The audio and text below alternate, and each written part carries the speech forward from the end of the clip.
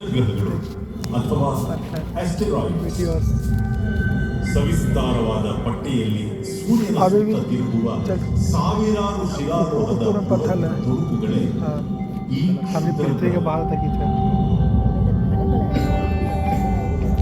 ಸೌರವ್ಯೂಹದುದ್ದಕ್ಕೂ ಹರಡಿರುವ ಇಂತಹ ಚಿಕ್ಕ ಚಿಕ್ಕ ಕಾಯಗಳಿಗೆ ಮೀಟಿಯೋರೈಟ್ಸ್ ಎಂದು ಹೆಸರು. ಇವು ಭೂ ವಾತಾವರಣವನ್ನು ಪ್ರವೇಶಿಸಿದಾಗ ಉರಿದು ಪ್ರಕಾಶಮಾನವಾಗಿ ಗೋಚರಿಸುತ್ತವೆ. ಇವೇ ಉಲ್ಕೆಗಳು. ಇವುಗಳಿಗೆ ಬೀಳುವ ನಕ್ಷತ್ರಗಳು ಎಂಬ ಹೆಸರು ಇದೆ. ಹೀಗೆ ಬೀಳುವ ಶಿಲೆಗಳಲ್ಲಿ ಕೆಲವು ಭೂಮಿಯನ್ನು ತಲುಪುತ್ತವೆ. ಇವೇ ಉಲ್ಕಾಶಿಲೆಗಳು. ಸೌರವ್ಯೂಹದ ಇತರೆಡೆ ಇರುವ ವಸ್ತುಗಳ ಕುರಿತು ಅಮೂಲ್ಯವಾದ ಮಾಹಿತಿ ನೀಡುತ್ತವೆ.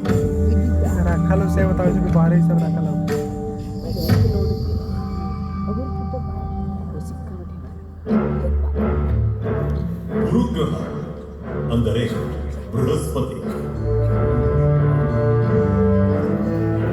ರೋಮನ್ನರಿಗೆ ದೇವತೆಗಳ ಚಕ್ರವರ್ತಿ ಜುಪಿಟರ್. ಗ್ರಹ ಸಮೂಹದಲ್ಲಿ ಚಕ್ರವರ್ತಿ.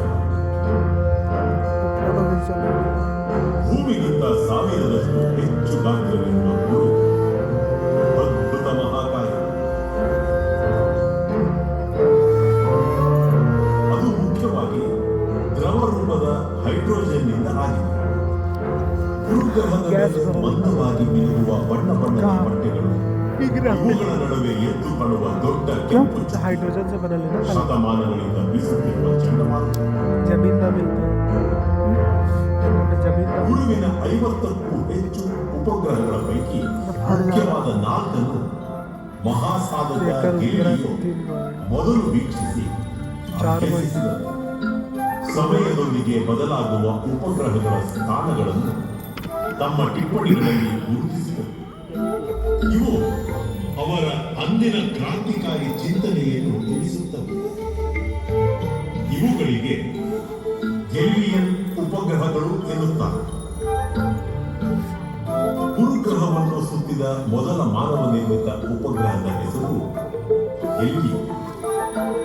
ನಂತರ ಇನ್ನು ಅನೇಕ ಕೃತಕ ಉಪಗ್ರಹಗಳು ಗುರುಗ್ರಹದ ಅನ್ವೇಷಣೆಯನ್ನು ಮುಂದುವರಿಸಿವೆ.